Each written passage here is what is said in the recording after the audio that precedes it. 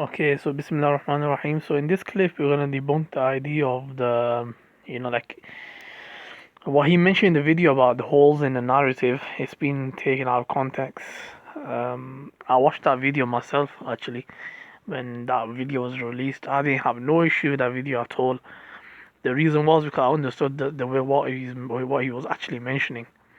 So let's uh, let's go to he actually made a video where he responded himself.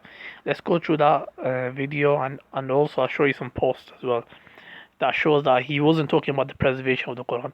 He was talking about something else, and these non-Muslims jumped on it. Then later on, the Muslims also jumped on it. So let's go through some sources.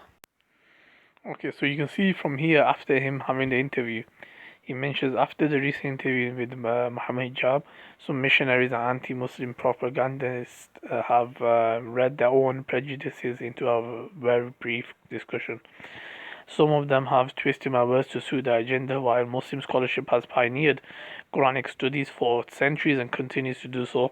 The fact remains that we all agree on the demonstrably proven fact that the Quran has been preserved in its entirety, word for word, and that we believe that all of the 10 recitations of the Quran are revealed from Allah. To see such Islamophobes try to read in an argument that no one amongst us ever made in order to prove that incorrect narrative is only demonstrating their own ethical tactics they resort to. And then he gives you an example for a few years ago where he mentions the preservation of the Quran. He talks about the carbon dating. He talks about the recent carbon dating of the ancient manuscript of the Quran, the Birmingham manuscript, and he talks about it. He talks about how it's preserved and stuff. Okay, I'm gonna copy this link. I'll attach it to the description box as well. In the description box and the comment section, you guys can check it out. Yeah, so let's go to one of his videos. Okay, so I'll attach this video as well to the comment section as well. So basically, what he was saying was in that debate, in that discussion with Muhammad Hijab, he was basically saying that the standing narrative has like holes in it in terms of like the interpretation of what is ahruf, for example, right?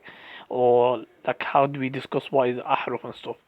So from the discussion, that's what I took away from that. That he was talking about ahruf and he takes a different opinion, and that's all it is, and that's been already written years ago the Quranic science book and stuff like this. Let's play this. You can hear his own response. بسم الله الرحمن الرحيم. Be a very atypical personal library chat. In case some of you are totally unaware, there has been a massive controversy raging over my head regarding an interview that was done a number of months ago about the Quran, and I used a phrase there. There are holes in the standard narrative that has been misused and abused by a number of Christian missionaries. So in case you're unaware of this controversy, this lecture therefore will be of no relevance to you. However, if you are aware, then the purpose of this library chat is to basically expose what I consider to be the very evil tactics of this group of people, and to also issue a very public clarification that the usage of my name is really it's a slanderous appropriation that frankly indicates the bankrupt nature of the tactics of this group and the paucity of their academic merit. As you're all aware, this is not my style. I do not attack people by name, and this is the first time that I'm actually doing this. But I'm really left with no choice, really, because of the nefariousness, frankly, the depravity of their lives, and because of the seriousness of the charges and allegations. Enough is enough. After having had my name dragged through their stupidity and claiming that what I said was somehow linked to what they're trying to argue, I have no choice but to stoop to their level and to expose how utterly unqualified these people are and how ludicrous it is that they are lumping my name together with their understandings of Islam and slandering me by associating my comments with their views. Now, there are many categories of people that are involved involved in these types of polemics. There's two primary groups, if you're not aware. You have the Christian missionaries, or a subsect of Christian missionaries. Obviously, not all. Okay, so I'll attach this video if you guys want to watch it.